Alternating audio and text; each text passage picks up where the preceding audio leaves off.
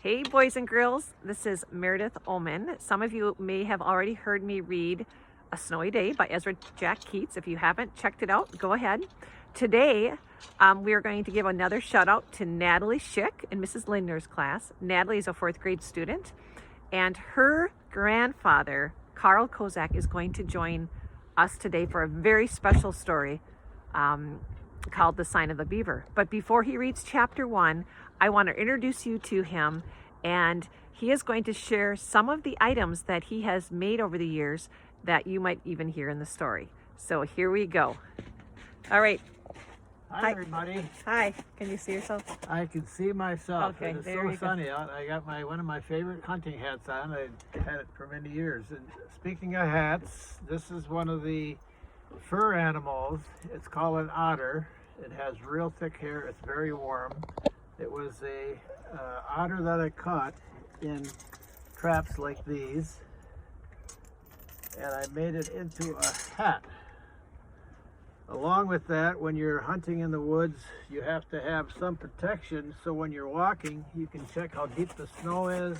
You have a walking stick, and the walking stick has a nice gripping handle here. You can actually use it to leapfrog over water. It's just a good thing to help you when you're walking on slopes, uphill or downhill, to prevent from falling.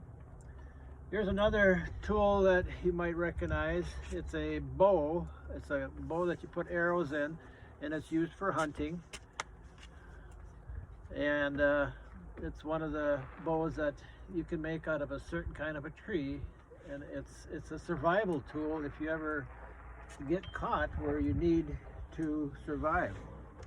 And you can also talk to the animals, and this is one of the things that you might recognize. It's the deer horns that were shed. They've fallen off after they replace them every year, and you go like this, and the deer can hear that for a long ways away, and he goes, oh, there's 2 deer over there, 2 bucks fighting. I'm gonna go see what's going on, and then they eventually come to you. Not all the time, but that's one way the animals talk.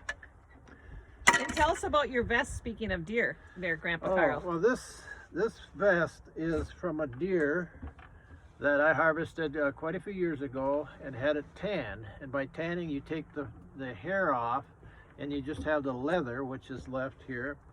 And I made a vest out of it. And a vest, it's very warm, it's windproof, it keeps you your body heat in, so if you're out in the cold in the winter time, you don't get cold very fast. And other tools like this, these are a hand forged tool that I used on one of my tractors, but you can see the hammer marks on here. That hole was put in here by heating it and driving wedges in it. There's a lot of things like logging chains that are used for a lot of different things. And when the snow gets deep, of course, then I made these skis. These skis are my first skis I made probably when I was 10 years old. So if I'm 76, that would be how many years ago? 66, 7 years ago. So these are 60 years old, and I use them for trapping to get across in the deep snow. Okay, so Grandpa, today he's going to read the Sign of the Beaver by Elizabeth George Spear, and he's going to read chapter 1 and join him on this adventure about a young boy who has to survive in the wilderness. Okay, go ahead. All right, so The Sign of the Beaver by Elizabeth George Spear. It's written quite a few years ago, but it's a very heartwarming book. And it's, again, like Meredith said, it's a story about a boy who has to survive in the wilderness for quite a few days, weeks, and months that he really didn't expect to be that long by himself. But the story goes back to 253 years ago, and it was in the 1700s that the story starts out. And I want to read you one thing that I found out that was written about 1854 by a Native American Indian. His name was Chief Seattle. And here's what he said to the President of the United States when the government wanted to buy land. He said, this Native American said, "We know the sap which courses through the trees, as we know the blood that courses through our veins. We are part of the earth, and it is part of us. The perfume flowers are our sisters. The bear, the deer, the great eagle, these are our brothers. The rocky crests, the dew in the meadow, and the body heat of the pony and man all belong to the same family." And that was very interesting. So let me start chapter 1.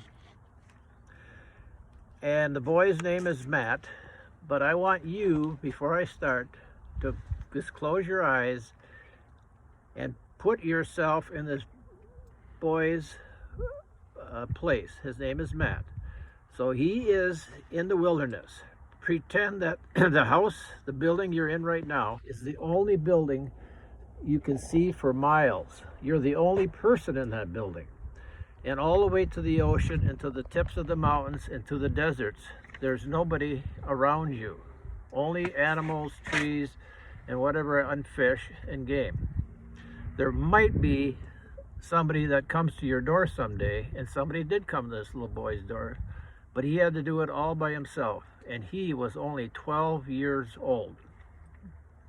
So here it starts. Matt stood at the edge of the clearing for some time after his father had gone out of sight among the trees.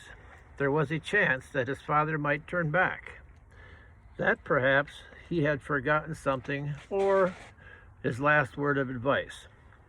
This was one time Matt recognized that he wouldn't mind the advice no matter how many times he heard it before from his dad. But finally he had to admit that this was not going to happen. His father was really gone, and he was alone, with miles of wilderness stretching to every side. He turned and looked back at the log house. It was a fair house.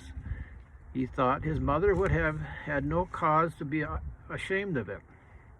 He had helped to build it every inch of the way. He had helped to cut down the spruce trees, haul the logs, and square the notch ends.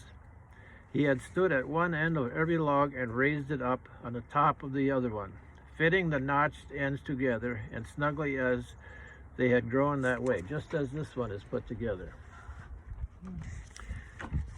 He helped, he had to stand on one end and raise every log, fitted into place. He climbed the roof to fasten down the cedar splints, the long poles, and dragged up pine boughs to cover them.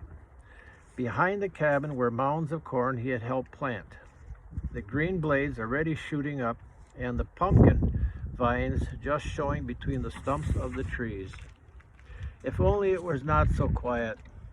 He had been alone before. His father has often gone out hunting into the forest for hours on end, and remembering his mother is not here at the time, even though he was there, he was not much of a talker. Sometimes he had worked side by side through the whole morning without speaking a single word. But this silence was different. It coiled around Matt and reached into his stomach to settle there. It was a hard knot. He knew it was high time for his father for starting back. But this was part of the plan that his family has worked out together a long winter before, the 1786. Sitting by a lamplight around a pine table back in Massachusetts, his father had spread out the survey map and traced the boundaries of the land which he had purchased in Maine territory. They would be the first settlers in a new township. In the spring, when the ice melted, Matt and his father would travel north. They would take passage on a ship to his settlement at the mouth of the Pennacock River. There they would find some man with a boat to take them upriver, and then on a smaller river to a branch off of it, many days' distance from the settlement. Finally, they would strike out on foot into the forest and claim their own plot of land. They would clear a patch of ground, build a cabin, and plant some corn. In the summer, his father would go back to Massachusetts and fetch his mother and sister, and a new baby would be born while they were gone. Matt would stay behind and guard the cabin and the corn patch. It had been quite easy, and it sounded back in the house in Quincy. Matt had to get used to going to sleep at night with every muscle in his body aching. But the log house finished, he had only one room. Before winter, they would have to add a loft for him and his sister to sleep in. Inside, there were shelves along one wall and a sturdy table with 2 stools. One of these days, his father promised he would cut a hole in the wall for a window and fasten oil paper to let the light in. Someday, the paper would be replaced with real glass. Against the wall was a chimney of smaller logs, daunted and lined with clay from the creek.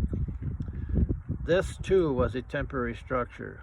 Over and over, his father had warned Matt that it wasn't safe until a stone chimney had been built. The sparks could cause damage and burn the house down. He didn't fear, after all, the work of this building. Matt was going to let it burn down without his ears. He was not going to let that happen. 6 weeks, his father had said that morning. Maybe 7. It's hard to exactly get it right. With your ma and sister, we'll have slow going, especially with the new little baby. You may lose track of weeks, he had added. Everything you do, you're doing it alone. Might be well to make notches on a stick. 7 sticks, 7 notches to a stick. When you get to the 7th stick, you can start looking for us. That would be 7 weeks. A silly thing to do, Matt thought. As though he couldn't count the weeks by himself. But he wouldn't argue about it, not on the last morning. Then his father reached up to the chink in the log wall, a tool, battered tin box that he had his watch and compass and a few silver coins. He took out of the big silver watch, and he took it out and he gave it to Matt. Every time you cut a notch, he said, remember to wind this up at the same time, but don't overwind it. You will break it. You aim to leave it, Pa, he asked. It belonged to your grandpa. Wouldn't I've belonged to you someday or later? Might as well be now. You mean it? It's mine? Yeah. He yearned. Be kind of company, hearing a tick. The lump in Matt's throat felt as big as the watch. This was the finest thing his father ever possessed. I'll take good care of it, he finally managed to say. Yeah, I know you would. Mind you don't wind it up too tight again. Then just before he left, his father had given him a second gift. Thinking of it, Matt walked back into the cabin and looked up at his father's rifle, hanging there on 2 pegs over the door. I'll take your blunderbuss with me, his father said. This gun of mine aims as much truer. But mind you, don't go banging away at everything that moves. Wait till you're dead sure. There's plenty of powder if you don't waste it. It was the first sign that he'd given, and he had left uneasy about leaving Matt here alone. Matt wished now that he could have said something to reassure his father, instead of standing there tongue-tied. But if he had a chance again, he knew he wouldn't do any better. They just weren't a family to put things into words. He reached up and took down the rifle. It was lighter than his old blunderbuss, the one his father had carried away with him in exchange. This was a fine piece, the walnut stock, as smooth as shiny as his mother's silk dress. It was a mite long, but it had a good balance. With this gun, he wouldn't need to waste powder, so he wouldn't hurt or take one shot now just to try it out and get a feel of it. He knew his father had always kept the rifle in clean and polished like a polished spoon. But because he enjoyed handling it, Matt poked about in the torch hole in the metal pick. From the powder horn, he shook a little bit of the black powder into the pan. Then he took one lead bullet out of the pouch, wrapped it in a patch of cloth, and rammed it into the barrel. As he worked, he whistled loudly into the stillness. It made the knot of his stomach loosen up a little. As he stepped into the woods, a blue jay screeched in warning. So it was time before he had spotted anything to shoot at. Presently he saw a red squirrel haunched on the branch with his tail curled up behind his ears. He lifted the rifle and sighted along the barrel, minding his father's advice and waiting till he was dead sure. Then the clean feel of the shot delighted him. He didn't set him back on his heels like the old blunderbuss said he had. Still, he had quite a bit of felt quite a bit of shock in the gun. He caught the flick of the tail of the squirrel scampering up to the nearest branch. I could do better with my own gun, he thought, but this rifle of his father's was going to take some getting used to.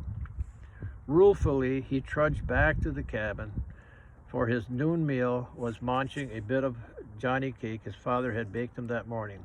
Already he was beginning to realize that time was going to move very slow. A whole afternoon to go before he would cut that first notch. 7 sticks? That would be August. He would have a birthday before August. He supposed his father had forgotten that, with so many things on his mind. By the time his family got here, he would be 13 years old. Chapter 1. All right, boys and girls, that's the end of chapter 1. And just take a look at this little cabin that Natalie's grandfather built. And this is not too different from the one Matt is living in for the next, well, stay tuned for chapter 2.